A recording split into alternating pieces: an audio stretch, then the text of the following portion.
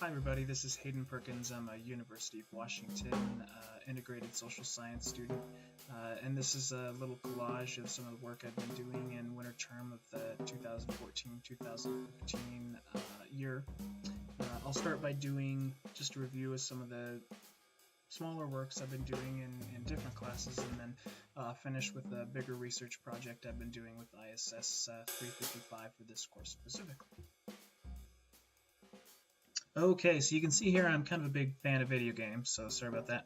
I did a lot of revisions to my ePortfolio this year, tried to add some images. I'm still not a huge fan of the Google Sites, but I'm trying to make the best of it. I also made a couple tweaks to my biographies here. Of course, I kept up with my top drawer in library space. I added my most recent project for Astronomy 101, this little video that we did for one of our final projects. In mine, I chose to do how some massive stars become black holes, so that was pretty fun. Had to limit it to 45 seconds. That star, the balloon, is sad and it's about to explode into supernova. So anyway, if you search for that on YouTube, it'll be there.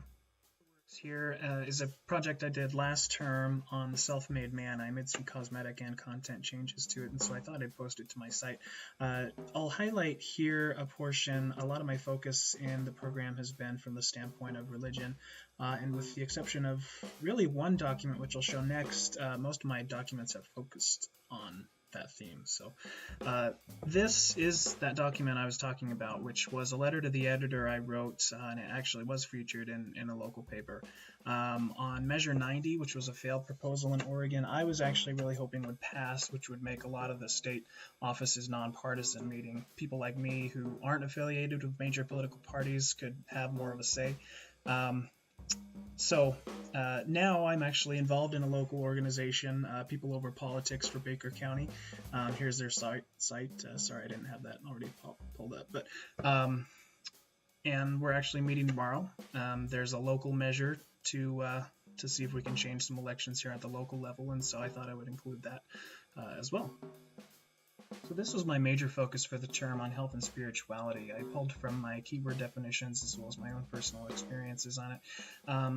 The goal was to analyze the nature of spirituality and whether there could be secular experiences or if it really just belongs to religion. And what I found was pretty interesting. There were neurological studies that showed in the parietal lobe, their patients had that damaged, and they would find that their sense of self would be diminished, and that their connection to a higher power, that's the parietal lobe there.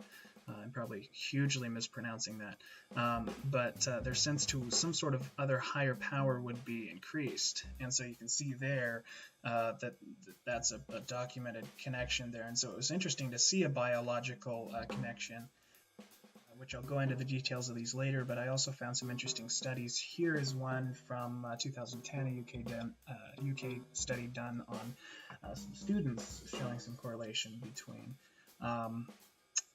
their faith or lack thereof and their spiritual experiences and their connections. So I'll only bring this up for those who are interested on what some people are calling secular churches.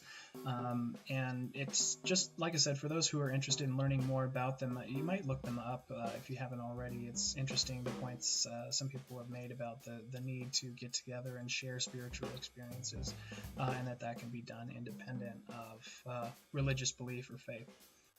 My objectives were and what I found, and I've also got some data here down below it.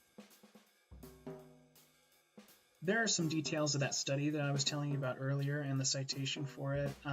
It's sort of provided some interesting figures. 46% of students answered they believed in a higher power, but the same 46%, or at least a 46%, say they did not believe that their spirituality was a personal connection to a higher power, a specific higher power. So that data was pretty interesting. You can see that diagram there of that brain injury, and that was an interesting finding. My own secular spiritual experiences, Christmas was a big one. I also talked about, looking out over beautiful areas, feeling a connection to the land, which I certainly do.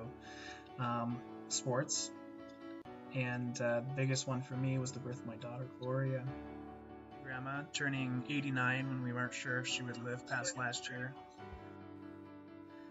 So I think it's very possible to have secular spiritual experiences, and that we should. And I think this project really helps mature my knowledge of that subject.